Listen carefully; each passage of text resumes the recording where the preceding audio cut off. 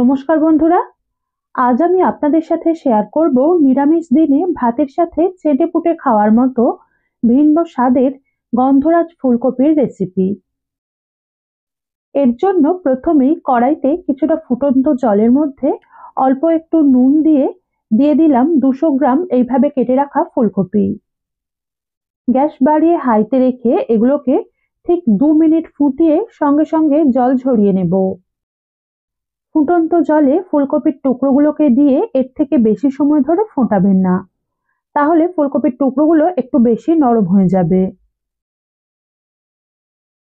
এবার কড়াইতে কিছুটা রিফাইন্ড বা সাদা তেল ভালোভাবে গরম করে নিয়ে এক একটা ব্যাচে যতগুলো ধরবে ততগুলো ফুলকপির টুকরোকে ছেড়ে দমে, অর্থাৎ গ্যাস একদম কমিয়ে লোতে রেখে একটু সময় নিয়ে ও ধৈর্য ধরে এগুলোকে হালকা লাল করে ভেজে নেব, যাতে ভাজার সাথে সাথে ফুলকপির টুকরোগুলো বেশ খানিকটা সিদ্ধ হয়ে যায়।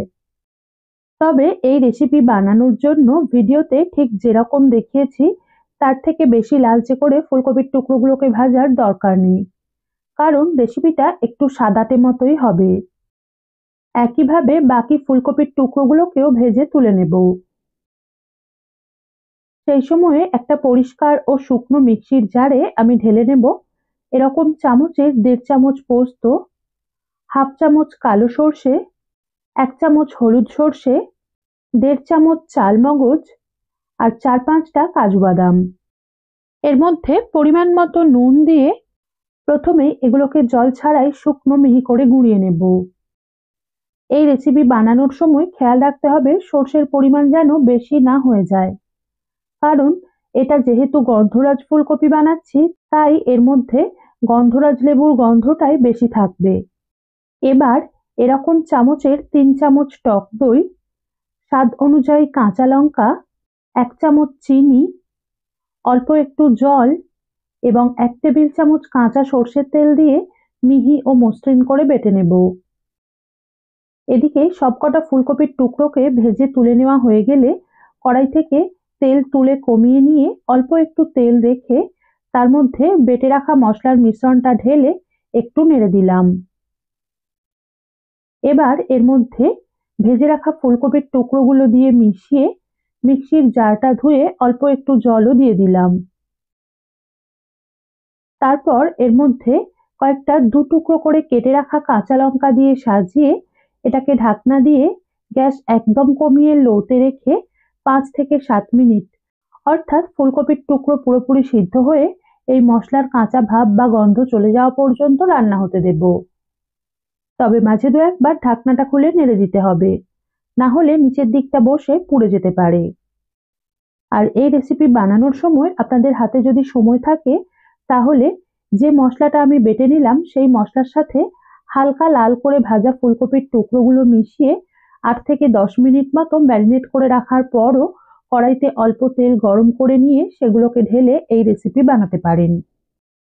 কিছুক্ষণ ফোটার পর ফুলকপি সিদ্ধ হয়ে এলে দিয়ে দিলাম 1 টেবিল চামচ মতো গন্ধরাজ লেবুর রস বা জুস। যেহেতু গন্ধরাজ লেবুর রস বা জুস পাতিলেবুর রসের মতো অত বেশি টক হয় না, তাই টক দইয়ের সাথে অল্প গন্ধরাজ লেবুর রস যোগ করায় রেসিপিটা কিন্তু খুব বেশি টক হওয়ারও সম্ভাবনা থাকবে না। এরই সাথে একটা ধুয়ে রাখা গন্ধরাজ লেবুর শুধুমাত্র সবুজ খোসাটাকে গ্রেটারের সাহায্যে এইভাবে গ্রেট করে এর মধ্যে দিয়ে দেব। এতে রেসিপির মধ্যে গন্ধরাজ লেবুর ফ্লেভারটা খুব সুন্দর আসবে। আর কারো কাছে যদি গন্ধরাজ লেবুর পাতা থাকে সেক্ষেত্রে এই পর্যায়ে 2-3টে গন্ধরাজ লেবুর পাতাও এর মধ্যে যোগ করতে পারেন। এই সময় লেবুর খোসাটাকে গ্রেট করার সময় খেয়াল রাখতে হবে এই সবুজ খোসার ভিতরে থাকা সাদা অংশটা যেন কোনোভাবে গ্রেট হয়ে মিশে না যায়, কারণ সবুজ খোসার ভিতরে থাকা সাদা অংশটা একটু তেতো হয়। তাই গ্রেট করার সময় লেবুর সবুজ খোসার একটা অংশকে গ্রেটারের মধ্যে এইভাবে একবার টেনে গ্রেট করে বা ঘষে নিতে হবে, তাহলেই আর সাদা অংশটা মিশবে না।